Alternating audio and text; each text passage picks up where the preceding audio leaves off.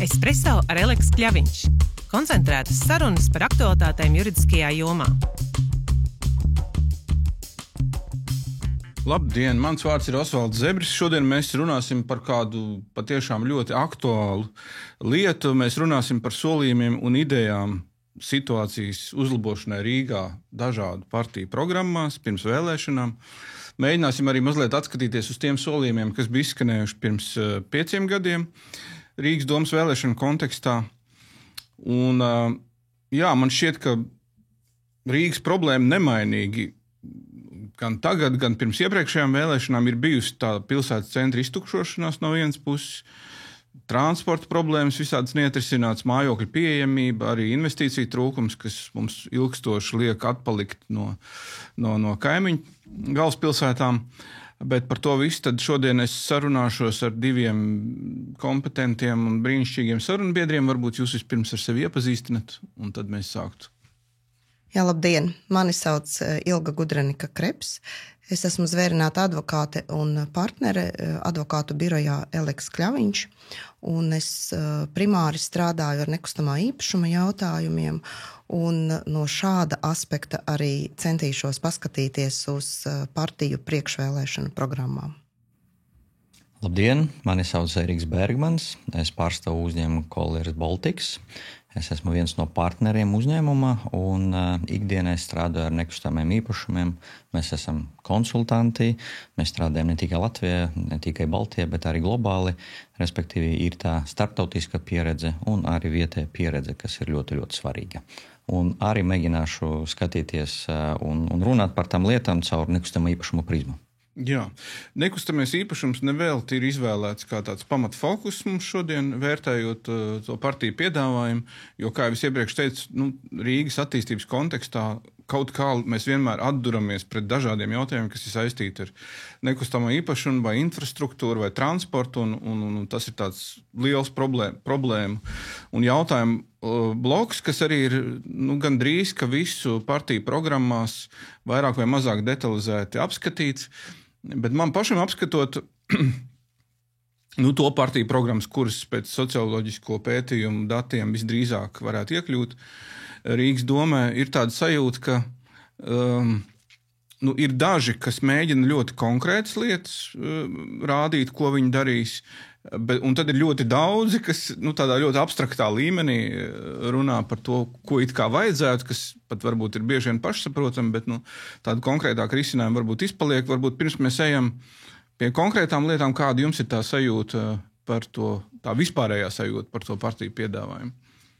Jā, tas piedāvājums lielākoties, es neteiktu, ka viņš ir ļoti atšķirīgs. Protams, ir kaut kādas ideoloģiskās atšķirības. Savukārt, ja mēs skatāmies tīri no nekustamā īpašuma, no infrastruktūras viedokļa, tad mēs redzam, ka visi grib atkal padarīt Rīgu par galveno Baltijas metropoli, visi grib remontēt Vanšu tiltu, būvēt 2-līmeņu krustojumu Gustava Zemgala gatavē un, protams, būvēt daudz skaistu mājokļu un piesaistīt iedzīvotājus Rīgai. Jautājums, vai šie nebija tie paši solījumi arī pirms 5 gadiem? Daļai droši vien, ka bija, bet par to mēs vēl parunāsim. Es pilnīgi ilgi piekrītu.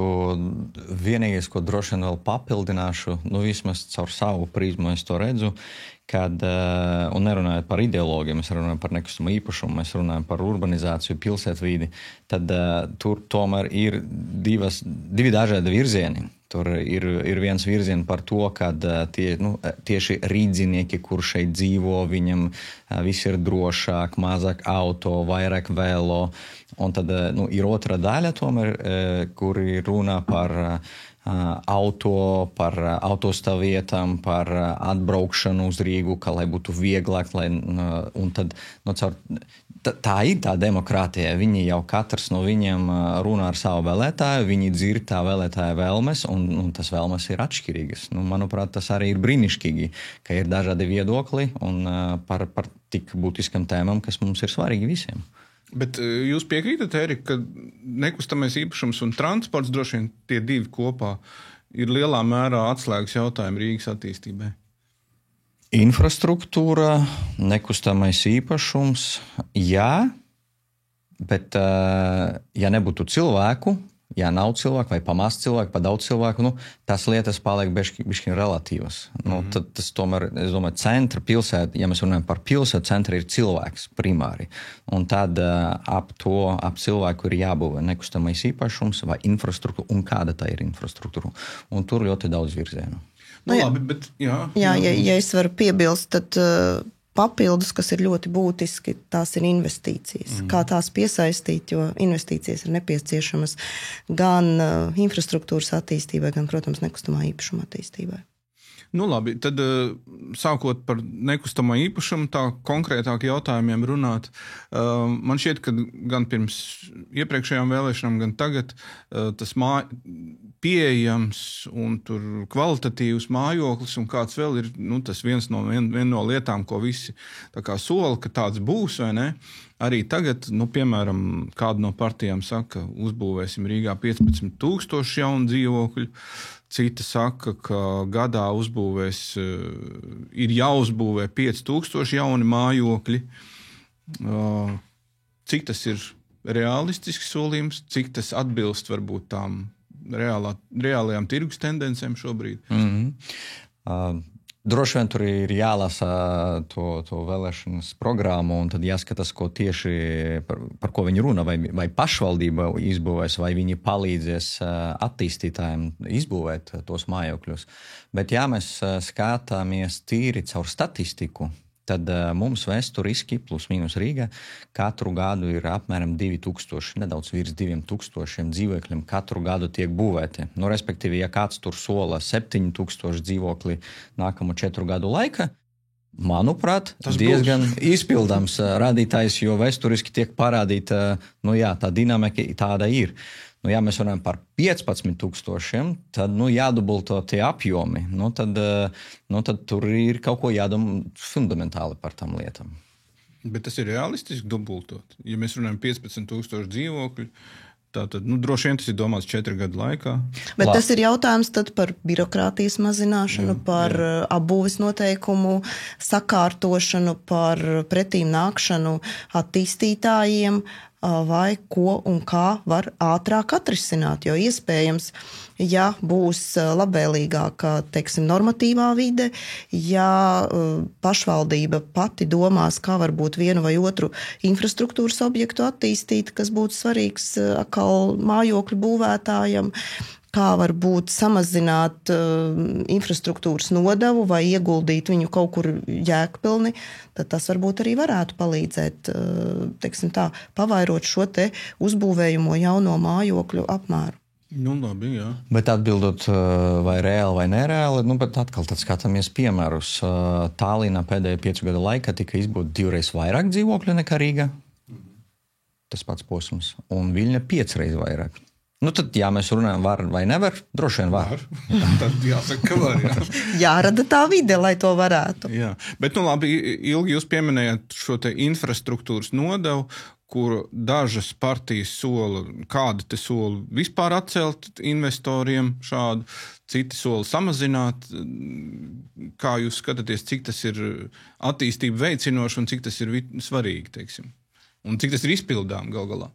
Infrastruktūras nodeva ir pilnībā Rīgas pašvaldības rokās. Tas nav nodokļi, par kuriem vajadzētu lemt Saeimai. Tātad, jā, var lemt. Noteikti manā ieskatā tas būtu kaut kāds līdzeklis, lai sekmētu lielos attīstības projektus, jo lielos attīstības projektos šī infrastruktūras nodeva tomēr sanāk ievērojama, un klāt noteikti šeit ir jāskatās šie te papildus uzdevumi, ko bieži vien pašvaldība uzliek uz attīstītāju pleciem attiecībā uz ūdensvadu izbūvi, uz ceļu izbūvi, uz vēl dažādām prasībām, kas varbūt kaut kādā mērā tomēr būtu jāuzņemās arī pašai pašvaldībai. Bet tajā birokrātijas mazināšanas kontekstā jūs redzējāt tajās programmās kaut ko konkrētu, realistiski izpildām un tādu, kas patiešām ir vajadzīgs? īsti konkrētu laikam nē. Lielākoties visi teica, ka mazinās birokrāti, un ka efektivizēs. Bet, teiksim tā, šī sasaukuma laikā kaut kas ir izdarīts, piemēram, būvniecībā ir kaut kāds zaļais koridors tur ieviests uz atsevišķiem projektiem. Šobrīd atkal, piemēram, attiecībā uz šo te infrastruktūras nodevu ir izstrādāts noteikumu projekts mājokļu tieši attīstītājiem, kādā veidā varētu to kompensēt un ieguldīt arī, teiksim tā, papildus līdzekļus infrastruktūrā, kā tos varētu kompensēt. Protams, vajadzētu uz to skatīties plašāk un piedāvāt šādu te regulējumu varbūt ne tikai attiecībā uz mājokļiem, bet arī attiecībās, uz birojiem, uz loģistikas parkiem, respektīvi uz to, kas ieved investīcijas un pievilina biznesu. Labi, bet Ērika, vai mums ir kaut kādi piemēri no kaimiņu pilsētām, ko birokrātijas mazināšanā varētu teorētiski darīt? Ir, bet es par to infrastruktūru gribēju pateikt un atļaus ieskatīties e-pastos, jo tieši, manuprāt, vakardien tika pieņemti saistoši noteikumi par to, kad pašvaldība ir izstrādājusi mehanizmu, lai atlīdzinātu, manuprāt, līdz 80% no tiem izdevumiem, ko privātais attīstītājs ieguldot publiskā infrastruktūra varēs dabūt atpakaļ jau no pilsētas, jo tā infrastruktūra jau nodota arī pilsētai. Šis ir ļoti labs mehanisms, jo viens, privātais kapitāls vienmēr būs vairāk nekā ir naudas pilsētā. Savukārt attīstītājiem būs vieglāk pieņemt lēmumus, negaidīt rindā, kāda pilsēta ir prioritāte. Viņi varēs izbūvēt to infrastruktūru, pieslēgt objektam un palaist to tirgu. Bet faktiski tas jau ir.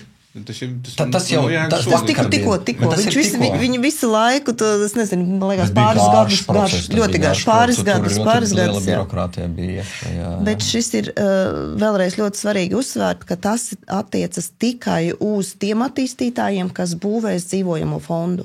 Tas nav stāsts par jebkuru citu jomu. Tie ideju autori ir domājuši iespējams plašāk, bet par to birokrātijas mazināšanu un piemēriem no kaimiņiem.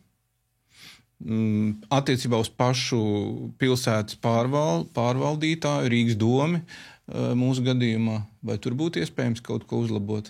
Jā, ja mēs skatāmies caur nekustamā īpašuma prizmu, un vairākas reizes mēs kā kolēģis jau šito bijām stāstījuši, bet tur grūti iet tie mehanismi. Paskatāmies uz Rīgas domi kā organizāciju, kā struktūru. Vairākas ēkas pilsētas ietvaros ir vairāki departamenti, kuri sēž atsevišķi viens no otrā. Ja mēs runājam par optimizāciju, lai efektīvi tā organizācija strādātu, Eliks birojas nav sadrumstalot pa visu pilsētu. Kolieras birojas arī sēž viena biroja ēka. Tad varbūt ir vērts apvienot zem viena jumta tās organizācijas, kuri katru dienu savā starpā strādā. Es esmu pārliecināts, un privātais tirgus tā arī dara, tā efektivitāte uzlabosies. Un tie nekustamā īpašumi, ko šobrīd tiek izmantoti pašvaldības funkcijām, kur viņi tur atrodas, to jau var atdot privātajā tirgu caur izsolam. Tur var būt mājokļus, pieejamos mājokļus, ja mēs runājam par to. Jā, izklausās ļoti jēdzīgi. Es neredzēju tādu ideju programmās.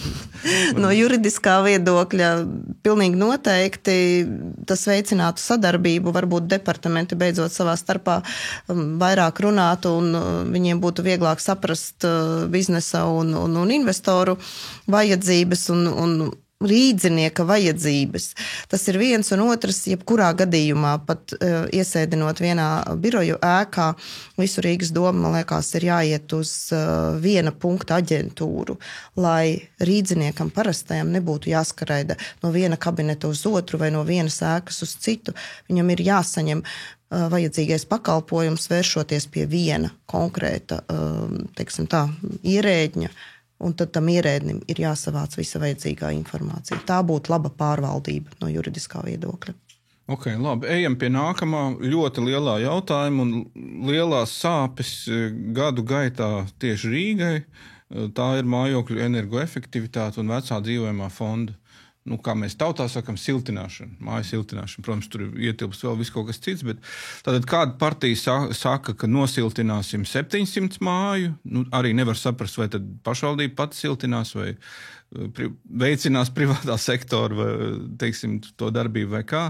Citi saka, vismaz 1000 padomju laikā būvētās mājas.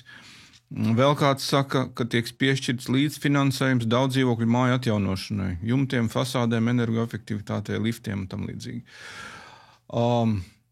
1700, es nezinu, vai jūs varat novērtēt šo skaitļu realitāti, ņemot vērā to bēdīgo pieredzi līdz šim, un arī, kā tad vispār šo jautājumu jūs, prāt, var iekustināt? Es varu uzsākt Jā, noteikti. Tu par faktiem, un es par juridisko daļu. Man bija tā iespēja, kad 21. gada ietvaros es tieši šo tēmu biju pētījis, kas notiek Latvijā, kas notiek ārpus Latvijas, citos tirgos. Un tad tur bija interesanta dinamika. Rīga, manuprāt, ir apmēram 6000 daudzdzīvokļu ēku, ko vajadzētu nosiltināt. Manuprāt, tas bija tās cipars. Tad tānie laika, tie bija 20. 21. gads, kad es to pētīju, bija Altum piedāvāja naudu, un tā nauda bija bezmaksas, bet protams, var mācēt paņemt to, tas nāk caur Eiropas fondiem, un tā kopēja summa bija atvēlēta apmēram 300 miljoni. No tiem, tur 4 gadu laikā bija izņemta tikai puse. Respektīvi, puse no naudas pat nemācēja paņemt. Un tur ir virkne ar lietām, kāpēc nē. Lielākais strūkākais bija par to, kad cilvēki, kuriem pieder īpašums, viņi kaut kā nelabvēlīgi grib uzkopt vidi ap sevi. Un tad tā balsojuma sistēma, ka tur jābūt vairāk kā 51%, tur finansējuma pieejamība un tādas lietas. Ļoti grūti, tāni brīdi es biju ļoti pārsteigts par to, cik tas grūti iet Latvijā. Tagad pagāja tie 4-5 gadi. Altumam arī bija programma uz ēku siltināšanu. Nauda ir izņemta, kaut kas notiek, bet mēs runājam par faktiskiem darbiem, kas ir Rīga, gada tie ir apmēram 10, 15 daudz dzīvokļu mājas. Salīdzinot ar tiem 6000, tie ir, tas ir pīles jūra. Un otrkārt, lai tos 10-15 pārvērst par 700. Es nezinu, kur revolūcija ir. Un tur viens, kur dabūt to naudu, jo faktiski tagad tas nāk caur Altum, tad ir jādomā par privāta kapitāla piesaisti. Tad tie politiķi par tāda virzienā arī domājuši, tas ir tas veids, tur ir ESCO, tie, kuri varētu piesaistīt privātu kapitālu, piesaistīt finansējumu, izbūvēt, un tad ļoti gara perioda tie dzīvokļu īpašnieki atmaksātu tam privātājiem, kurš to darbu visu izdarīs. Un tādas schēmas ir ļoti daudz strādā. Vēl viena lieta, kur es domāju, ka politiķi varētu iestrēgt, ir tirgus kapacitāte. Ja es tagad iedomājos, ka mēs tad 10-20 ēkas atjaunojam gada, ja tie būs 100-200, vai mums būvnieki spēs to nodrošināt, jo tur ir arī sava ziņa kapacitāte. Ir dažādas tehnoloģijas, prefab tehnoloģijas, kur tu salīmē sienas, izbūvē rūpnīca sienu ēkai un uzreiz pielīmē klāt, bet to dara ļoti ar prātīgu, pareizu tehnoloģiju. Bet tā tehnoloģija nav vēl attīstīta mums Latvijā. Un tad līdz ar to es saku, 700 daudzdzīvokļu ēka 4 gadu laika ir ļoti ambiciozi, un tur tiešām ir jābūt kaut kādam strateģiskam virzienam, kā dabūt naudu un kā to visu izdarīt, izbūvēt. Jā, pagājuši gadu, man liekas, ir 10 ēkas nosiltinātas statistiski. Viena no tām man kaimiņos, es ar prieku uz viņiem skatos, ļoti skaisti, bet kas ir vajadzīgs, lai to izdarītu? Ir vajadzīgi dzīvokļu īpašnieku kopējs lēmums. Un tas ir tas grūtākais posms, kuram jātiek pāri. Jā.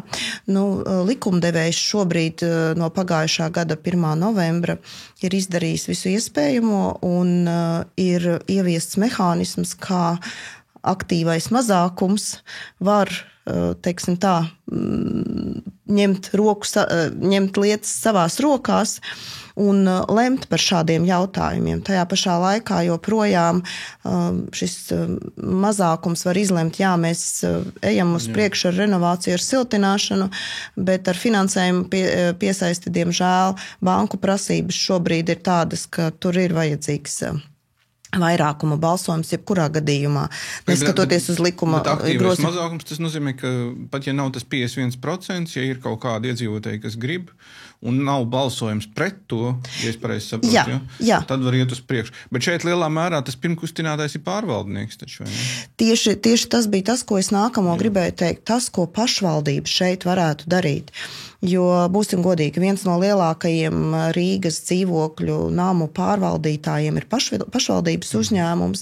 Līdz ar to pašvaldībai būtu tai, kas caur šo to uzņēmumu acīm redzot mudinātu cilvēkus uz rīcību, lai pieņemtu šādus lēmumus un ņemtu aiz rokas un palīdzētu izvestu cauri šiem birokrātiskajiem visiem noteikumiem, savākt papīrus, uztaisīt projektu, iesniegt, kur vajag, saņemt finansējumu. Respektīvi, ja pašvaldība šajos procesos neieguldīsies, tad mēs paliksim pie tām pašām 10 mājām gadā. Bet tas par to aktīvo mazākumu, tas jau ir pieņemts. Ja? Tas ir pieņemts, tas ir stājies spēkā no 2024. gada 1. novembra, un tas nozīmē, ka dzīvokļu īpašnieku kopība atkārtotajā sapulcē var izlemt jautājumus ar faktiski 1/3 balsu. Okay. Gribēju papildināt, man liekas, Rīgas enerģētikas aģentūra ir tāda iestāde. Viņi jau ir palīdz iedzīvotājiem dabūt, manuprāt, gandrīz jau bezmaksas to tehnisko projektu izstrādi.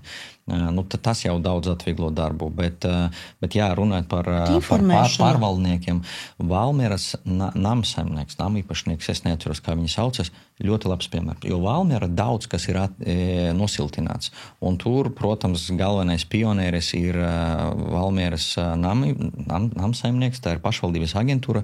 Es biju runājis ar viņiem, viņi tajā proaktīvi iet, viņi rada piemērus, cilvēki redz tos piemērus, viņi redz, ka komunāli tiešām ir samazinājusi, dzīvot ir kvalitatīvāk, ērtāk, un tad tas ir tāds, tas ļoti iespaid, varbūt tas ir mazas pilsētas efekts, nezinu, ar Rīgu tu grūtāk, bet jā, tur ir jābūt kādam ar karogu un jāiet uz priekšu un darbs ar klientu. Tas ir darbs ar klientu. Un tas ir šajā gadījumā pašvaldības uzdevums, jo mums ir vienkārši ļoti milzīgs šis padomju ēku fonds, un ar to ir kaut kas jādara, lai viņš nesāktu brukt. Jā, labi, tātad secinājām, ka solījums par 700 vai 1000 pat ir ļoti ambiciozs, bet cerēsim, ka šī regulējuma maiņa vismaz kaut kādā mērā pavirzīs uz priekšu. Vēl viena liela tēma, protams, ir, kas izskan programmās praktiski visās, tā vai citādi ir ceļi, ielas, kāds saka, ka vairs nebūs neviena Grants vai Smilšu iela Rīgā, ja viņi būs pie varas. Cits saka, investēsim 1 miljardu eiro ielu un ietvju remontā un pārbūvē. Praktiski visi runā par Vanšu tiltu remontēšanu, vai ne? Cik tas jums izklausās realistiski? 1 miljards, teiksim, 4 gadu laikā ielās ieguldīt? Skaties ciparus, Ērika. Ciparus, es saku, tas nav realistiski, tad jāizņemas naudu no kaut kurienes. Protams, tur ir jābūt prioritātam, ir jāremontē tilti, tīpaši daudz, kad tā infrastruktūra jau ir izlietota un varbūt kaut kur viņi ir kritiskajā stāvoklī. Ir jādara, jābūt prioritātēm, bet, labi, varbūt tas ir mans personīgais viedoklis, bet ir viens tāds, tā ir definīcija, bet tas ir likums, jo vairāk ceļu tu izbūvē, jo proporcionāli palielinās auto skaits.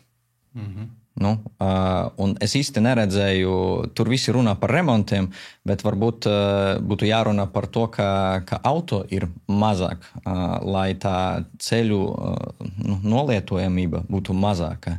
Labi, šeit es runāju par savu personīgu viedokli, vēlēšana programma tur ir par to runāts, bet, manuprāt, runāt par 1 miljārdu, runāt par visu sakārtosim pagalmus, kur naudu dabūsim. Jābūt realistiskiem par tam lietām.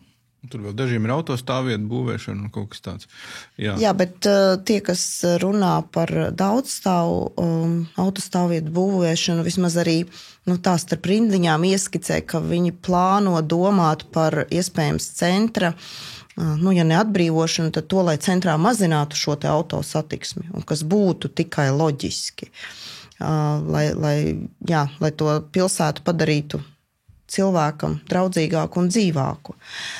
Cits jautājums, kā jau Ēriks minēja, noteikti ir jāremontē tilti, bet vai ir jāuzņemās to, ko viena otra partija sola, ka tur būvēs Ziemeļu koridoru, 4. kārtu, vēl kādus tur ievadus pie Spilves, ko tik ne, vai tas ir rīdziniekiem?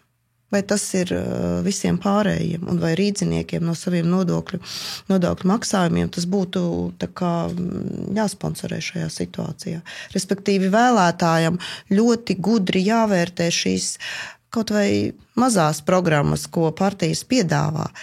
Kam tas ir, uz ko tas ir vērsts? Vai tas ir vērsts uz tiem, kas dzīvo pierīgas pašvaldībās un katru dienu brauc iekšā, brauc ārā, lieto Rīgas infrastruktūru, bet par to neko nemaksā? Vai tas ir vērsts uz pašu rīdzinieku? Un arī no otras puses varbūt ir vērsts uz rīdzinieku, bet vai ir iespējams? Piemēram, turpinot pa naudu, tātad ļoti konkrēts solījums, uzcelsim Rīgas filharmoniju, sāksim laikmetīgā mākslas muzeja būvniecību. Tas jau arī nav lēts prieks, vai ne? Un, ja mēs pieņemam, ka domas pašvaldības vēlēšanās neuzvarēs viena partija Rīgā, bet būs jāveido koalīcija, kā tas parasti ir, vai ne? Tas nozīmē, ka katrs koalīcijas partners tomēr nāks ar kaut ko no savas programmas, un mums nāksies summēt šīs lietas miljardu ielās un vēl laikmetīgo mākslas muzeju un filharmoniju. Bet laikmetīgo mākslas muzeju un filharmoniju sola, ja ne katra otrā, es domāju, ka katra otrā noteikti. Tā kā šajā jautājumā, ja šie solījumi ir patiesi, varbūt, ka partijas arī varēs vienoties un vismaz vienu no šiem kultūras objektiem tiešām virzīt uz priekšu, jo atkal šādu kultūras objektu būvniecība un pēc tam eksploatācija viennozīmīgi piesaista investīcijas, piesaista turismu. Tā ir pievienotā vērtība pilsētai, noteikti. Es pilnīgi piekrītu, tā ir pievienotā vērtība, par to ir jādomā strateģiski. Ir vairāki piemēri, ir Hamburga, Hafen City, kur bija uzbūvēta filharmonija, bet tas bija projekta ietvaros, lai regenerētu visu ostas teritoriju, kas tur palika. Jo ap to tika būvēti mājokļi, biroji, tirzniecība. Respektīvi, vesels rajons tika atjaunots. Un tā viena ēka, kultūrāla ēka, viņa bija tas epicentrs. Mēs varam Bilbao, mēs varam pieminēt Guggenheim muzeju. Arī, bet tur bija caur to prizmu. Īstenībā tas ir labs stāsts par to Bilbao. Es tagad atcerējos, jo viens no arhitektiem, kurš bija piesaistīts, viņam sākuma pašvaldība parādīja ēku, ko vajadzēja norenovēt. Viņam vajadzēja izdomāt to projektu. Un viņš teica, ko jūs gribat dabūt? Jūs gribat dabūt, lai cilvēki pie jums atbrauktu, lai tas būtu interesanti, tad šis nav tas projekts. Un beigās viņš ir pārliecinājies par to, ka arī jābūvē kaut ko jaunu, jābūvē apkārt, tagad tas ir pasaules zīmols. Jā, bet par ostas teritorijas vai piekrastes teritorijas reģenerāciju, ko jūs pieminējāt, man šķiet, ka viena partija ir, ko es pamanīju, kas par to runā, ka būtu vienota Rīgas ūdensmalu attīstības stratēģija, kas nodrošina sakārtot ilgspējīgu teritoriju izmantošanu. Tas tomēr arī ir droši vien aktuāls jautājums, jo tas ir Rīgas liela iespēja, vai ne, šī piekraste? Tā ir milzīga iespēja un neizmantota iespēja, un tad, Daugava, tā ir, urbanistu valoda, tā ir zila infrastruktūra. Un cilvēkiem, protams, gribētu būt pēc iespējas tuvāk ūdens. Ir patikami. Bet šobrīd, Piekļūstamība ir ļoti ierobežota. Un pat, ja kaut kas tiek izdarīts, tik un tā, tā satiksme, nepadara to pieejamu. Cilvēki tomēr nepārāk grib tur iet. Bet, protams, tā ir neizmantota iespēja. Pludmalē blakus Vanšu tiltam. Paskatieties pavasaru, cik daudz tur cilvēku. Agrāk taču tur nekā nebija. Tur nekā nebija, bet tagad tur pavasaru ļoti daudz cilvēku to izmanto. Pa ziemo tur roņo. Jā. Labi, vēl viena Rīgas iespēja vienmēr ir bijusi, un ko mēs vienmēr uzsveram gan investīciju piesaistu kontekstā, gan turismu kontekstā, ir mūsu kultūra vēsturiskais mantojums brīnišķīgais. Un man te aizķērās skats pie vienas partijas programmā minētā, ka vēsturiskais centrs viscaur tiktu padarīts par pieejamu mājokļu būvniecībai un piemērošanai. Ir grūti saprast, kas ir domāts ar piemērošanai, bet Ilga, kā jūs vērtējat šādu iespēju vēsturisko centru apbūvēt? Vai tas vispār ir iespējams? Noteikti ir iespējams, bet tas ir ļoti ambiciozs solījums, ņemot vērā šā brīža juridisko ietvaru. Pirmkārt, mums jāņem vērā Rīgas attīstības plāns, Rīgas vēsturiskā centra attīstības plāns. Mums ir jāņem vērā tas, ka ļoti daudzi objekti Vecrīgā, un ne tikai Vecrīgā, bet Rīgas centrā tie ir kultūra vēsturiski pieminekļi. Tas nozīmē ieslēdzas visa kultūra vēstures pieminekļu aizsardzības tātad likumdošana. Visi aizsargjoslu likuma prasības. Tad tas, ka, piemēram, nevar būvēt uz diviem, neļauj savienot divus vēsturiskos zemes gabalus šajā Rīgas vēsturiskajā centrā. Respektīvi, šeit ir tik daudz juridisku zemūdens akmeņu, ka man tiešām liekas, tas ir līdzīgi kā par solījumu siltināt un uzbūvēt tos mājokļus. Šeit ir gribēts labi, bet tas nav realistiski vienkārši. Ir jāskatās, kur Rīgas pašvaldība var sakārtot apbūves noteikumus, kur var kaut ko mainīt teritorijas attīstības plānojumā, lai padarītu vieglāku šādu tiešām mājokļu būvniecību un pielāgošanu. Bet tās prasības vēsturiskajā centrā ir ļoti, ļoti sarežģītas juridiski. Līdz ar to... Okay. Labi, pamazām pārējot jau pie tiem jautājumiem, kas lielā mērā izriet arī no iepriekšējiem solījumiem. Bet daudz jau no viņiem atkārtojās, bet viens no tādiem ir bijis, ka pašvaldība pati būvētu kaut kāds īres dzīvokļus, tur pieejams vai ne, arī pirms iepriekšējiem. Ar to nav pārāk daudz veicies, es pat nezinu, vai vispār ir kaut kas uzbūvēts. Kā jums, Ērika, šķiet, cik tas ir vajadzīgs vispār, ņemot vērā tās tirgus tendences, kas notiek privātā sektorā, cik tas ir veicinošs attīstību faktors, jo vairākās programmās tas parādās, ka tas būs? Īstenībā tas ir diezgan vajadzīgs, zinot to arī komunicēt ar pašvaldību. Tur ir spiediens uz skolotājiem, lai skolotāji varētu strādāt Rīgā. Mēs runājam par policistiem.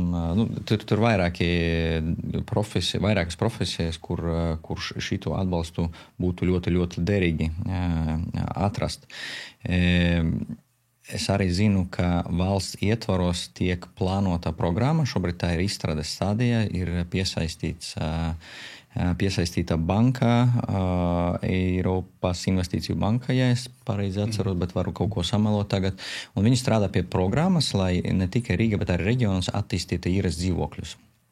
Un tur iet tūkstošiem tie dzīvokļi, jo tā vajadzība ir visur, ne tikai Rīgā. Šovasar tiem noteikumiem būtu jābūt, un tad attiecīgi tiks meklēti privātais kapitāls un attīstītāji, kuri būvēšot to. Un Rīgai to vajag. Es ceru, ka tā programma izdosies. Es ceru arī tie politiķi, kuri nākšot pie varas Rīgā, viņiem palīdzēs to programmu iztenot. Bet tas ir viens no virzieniem, kā attīstīties. Bet kopumā, tie īres dzīvokļi 5 gadus atpakaļ, manuprāt, tika pamainīta tā likumdošana, īres likums, kurš bija ļoti nelabvēlīgs priekš iznomātājiem, attīstītājiem, tika pamainīts. Pa šo laiku pāri tūkstots dzīvokļiem tika izbūvēti. Pārsvarā tas ir centrs, un tie ir profesionāli attīstītāji, un viņi būvē vai pārbūvē ēku, un biznesa modelis ir īrēt, nepārdot. Un strādā efektīvi, bet, protams, ir jāskatās, lai to attīsta tālāk. Nu jā, jo tajā brīdī, kad mēs pieņēmām kā valsts jauno īres likumu, tad viennozīmīgi pat igauņu kolēģi teica, jums ir tik foršs īres likums, mums tāda nav. Nu, beidzot varēja justies lepni, un viennozīmīgi mums birojā arī vairāki klienti bija institucionālie, kas attīstīja vai iegādājās un attīstīja tātad projektus un palaida uz īri, bet atkal no tāda pašvaldības funkciju skatu punkta no pašvaldības pienākumiem pašvaldībai pašai acīm redzot nebūtu jābūvē tās īres mājas, bet pašvaldībai ir jādara viss, lai ar dažādiem līdzekļiem veicinātu pieejamu mājokļu būvniecību. Tātad jāsadarbojas atkal ar attīstītājiem, es nezinu, uz kaut kādiem specifiskiem noteikumiem jāpiešķir zeme, jāmeklē kaut kādi risinājumi. Tātad, man liekas, ka es kādā no partijas programmām arī redzēju, ka būvēs šādus mājokļus, izmantojot privātās partnerības tātad institūtu. Pašvaldībai tātad ir jāmeklē un jāstimulē. Kā atbalstīt privāto kapitālu, kurš tad arī nodrošinās šos te pieejamos īres mājokļus. Un tā arī Eiropā lielās pilsētas darbojas un dara. Ir vairākas programmas citas pilsētas, kas strādā centralizēti, un šeit ir atslēgas jautājums attīstītājiem, proti, ir grūti kaut ko uzsākt, jo daudz nezinām, bet jābūt pretī pašvaldība, kuri pateiktu, hei, mēs būtu gatavi uzņemties atbildību par to, ka tur būs naudas plūsma, mēs to nogarantētu, bet tas ir priekš mūsu specialistiem. Tad es domāju, ka tur būtu ļoti raitāk, ātrāk tas viss process. Jā, bet atslēgas vārdi ir uzņemties atbildību. Man šķiet. Tas ir tas akmens, pret ko klūpam ļoti daudz, gan individuālā līmenī, gan varbūt arī tādā institucionālā līmenī. Bet Ilga, vēl viens jautājums, kam partijas pievērš uzmanību gan tagad, gan pirms 5 gadiem pievērš nekustamā īpašuma nodoklis, vai ne? Kuri bijuši un aizvien vēl ir visādi veidi solījumi. Varbūt tu vari pāanalizēt šo jomu, kas tad, vai kaut kas tur ir bijis izdarīts no tā, ko solīja, vai nekas? Jā, pirms 5 gadiem lielākā daļa partiju, man liekas, solīja, ka samazinās nekustamā īpašuma nodokli Rīgā, un šobrīd, tieši tie paši solījumi, jautājums, kas ir darīts, un vai vispār ir kaut kas darīts starplaikā. Tātad būtiski nekas nav darīts. Tas, ko varbūt var uzslavēt un pateikt tomēr paldies šā brīža sasaukumam, ir ieviesti dažādu veidu atvieglojumi. Respektīvi, ir krietni vairāk dažādi noteikumi izstrādāti un tātad kaut kādas platformas, kad, ja izpildās šādi un šādi noteikumi, tad tiek piešķirta atlaide nekustamā īpašuma nodoklim. Tātad gan privātu personas, gan arī uzņēmēji var pieteikties, var skatīties, var sekot līdzi un iespējams atrast sev kaut ko piemērotu, kāpēc tiek samazināts šis nekustamā īpašuma nodoklis. Viennozīmīgi tas ir ģimenēm ar bērniem. Tātad dzīvokļos, kur deklarēti bērni, ģimenēm tiek piešķirti ievērojamas atlaides. Bet tā nav solījuma izpilde, samazināsim nekustamā īpašuma nodokli. Jā, bet nekustamā īpašuma nodoklis ir tas, kas viennozīmīgi ir pašvaldību kompetencē. To viņas var izdarīt. Ja mēs skatāmies, kāda partija ne bez pamata, protams, runā, ka būtu jāmaina ienākuma nodokļa, gan uzņēmuma ienākuma nodokļa, gan iedzīvotāja ienākuma nodokļa pārdale, tad šeit pašvaldībai ir vienkārši jāmeklē citas sviras likumdošanas iniciatori, kas varētu šādus jautājumus virzīt uz Saeimu, jo ienākuma nodoklis ir ekskluzīvā Saeimas kompetencē, kā to nosaka. Un pārdali arī. Un šeit varbūt, ja reiz mēs runājam par nodokļiem un nodokļu pārdali, man uzreiz gribās pieminēt, ka pašvaldībai noteikti būtu aktīvi jācīnās un jāpiedāvā risinājumi par pašvaldību kāds pašvaldību izlīdzināšanas fonda pārdali, jo Rīga sponsorē ļoti daudzas perifērās pašvaldības, kas, protams, bieži vien ir vajadzīgs, bet vai vienmēr un visur. Tātad šai pārdalē būtu jābūt godīgākai. Un šeit, man liekas, nākamajiem deputātiem būtu jādomā, kā iestāties valsts līmenī par Rīgu, lai Rīgai nodokļu maksātāju naudas paliktu vairāk un Rīga to varētu ieguldīt savā attīstībā. Tas īstenībā ļoti labs moments, ko jūs tagad pieminējāt, jo man šķiet, ka es nekur nemanīju partiju programmās tādu domu vai tādu uzstādījumu, ka mēs tomēr neuztveram Rīgu kā ūdensgalvu, kā tas ir bijis kultivēts gadiem ilgi, bet kā vilcējspēku valstī, jo tāds viņš objektīvi ir, vai ne? Un kāpēc neattīstīt vilcējspēku, tad viņš nevienam no tā sliktāk arī citiem nebūtu. Tas vilcējspēks vilktu arī citus, bet tādu it kā, un tas lielā mērā saskan ar to, ko jūs minējāt par šo te nodokļu pārdali. Nobeidzot mūsu šodienas sarunu, es gribēju pabeigt ar tādu tēmu, kas ir ļoti plaša, protams, bet kas arī Rīgas kontekstā ir skanējusi, jau man šķiet 15-20 gadus, ka kā tad sasniegt to Baltijas valstu citu galvaspilsētu līmeni, apsteigt viņus un tam līdzīgiem. Tātad nekustamā īpašuma asociācijas apkopjotie dati pirms 5 gadiem, tātad 20. gadā, sacīja, ka, lai sasniegtu Viļņas līmeni, 5 gadu laikā mums Rīgai vajag 15,000 jaunu darba vietu biznesa pakalpojumu eksportā, 500,000 kvadrātmetru jaunu biroju telpu, 15,000 jaunu dzīvokļu, tostarp īres dzīvokļu. Mēs esam kaut kur jūtami pavirzījušies šajā, un lai mēs varētu runāt par tuvošanos vismaz tam Viļņas līmenim. Es to atbildēšu savādāk. Es vakardien biju Viļņā. Un es biju vienā pasākumā, kur īstenībā runāja par to, ka tur saruna bija par biroja segmentu attīstību tieši. Un Viļņā sāka to, ka Rīgai tagad klājas labāk, lai piesaistītu jaunas darba vietas. Tirgus ir piesatināts viņam.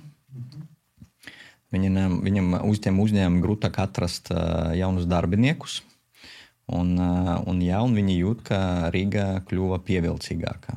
Un tad tā saruna nav privātu investoru lokā, tur tā skaita bija minējumi no Viļņas pašvaldības, Gulviļņas aģentūras, par to, ko jūs tur tādu darat. Mana skatījuma varam. Tad, ja kaimiņi jau Viļņa jau saka, prasiet, bet kā jums tur iet labāk nekā mums tieši šī virziena, tad droši vien daram kaut ko pareizi. Šeit droši vien ir jāatzīmē LIA un jāatzīmē Rīgas investīciju aģentūru, jo labi, tā pieredze ir pēdējie 2-3 gadi, ir jauni vairāki uzņēmumi ir ienākuši Rīgā, jaunas darba vietas, tas nozīmē biroja platības, tas nozīmē dzīvokļu, mājokļu segments un tas nozīmē arī nodokļi. Varbūt es tāda veidā atbildēšu, bet cik tālu mums vēl tur iet? Diezgan tālu. Ilga. Par Rīgas izrāvienu? Jā, diemžēl... Ilgi gaidīto. Jā, tas būtu ļoti jauki, ja tas varētu piepildīties, teiksim, šajā jaunajā sasaukumā. Un mēs panāktu Viļņu un Tallinu, jāatzīst, tā atšķirība arī ir pieaugusi pa šo laiku, bet viennozīmīgi Rīgai ir jāizmanto tās lieliskās priekšrocības, kas mums ir. Es tikko arī atlidoju un no lidmašīnas, kad viņa laidās, skatījos uz Rīgu no augšas. Man likās, ak Dievs, cik mums ir brīnišķīga pilsēta, cik viņa ir zaļa. Arī visi šie mikrorajoni, kuri padomu laiku dzīvokļi, viņi tomēr ir zaļi. Tātad primāri, lai piesaistītu darba spēku, tai pilsētai jābūt cilvēkam patīkami dzīvojamai. Un šeit mēs to varam man liekas, lieliski realizēt, ja mēs domājam, kā mēs padaram, gājēju celiņus, veloceliņus, bērnu rotaļlaukumus, kur mēs ierobežojam tomēr šo satiksmi, un ka varbūt neliekam 30 zīmi tikai uzlikšanas pēc, bet arī veicam to kontroli, lai iemācītos darīt to, ko daudzas Eiropas progresīvas pilsētas dara. Kā viņas atdzīvina pilsētas centrus, kā viņas piesaista gan savus iedzīvotājus, kas tur iet un tērē līdzekļus, gan kā piesaista turismu. Tikai ar to, ka es tur varu justies droši, ka man tur ir patīkama vide un ļoti skaisti ir uzturēties šādā vidē. Līdz ar to arī darba spēks nāks uz Rīgu. Ja nāks darba spēks, tātad tas būs pieejamāks, tātad arī investoriem būs interesantāka Rīga. Jā. Lieliski, lai tā būtu. Liels paldies jums abiem, Ilga un Ērika, par sarunu. Es domāju, mēs izgājām cauri, protams, tikai dažiem pieturpunktiem, bet tas raksturo to kopējo partiju piedāvājumu un arī lielā mērā raksturo Rīgas vajadzības. Un ļoti jauki ir dzirdēt tādu cerīgu noti, ka patiešām varbūt tagad tas potenciāli izmantošanas laiks tiešām būs pienācis. Bet, lai tas tā notiktu, es domāju, mūsu visu 3 vārdā var aicināt 7. jūnijā visus doties un izdarīt savu izvēli, lai Rīga plaukst. Ejam balsot. Un izdaram ļoti atbildīgu izvēli. Espresso ar Eleksu Kļaviņš. Koncentrētas sarunas par aktualitātēm juridiskajā jomā.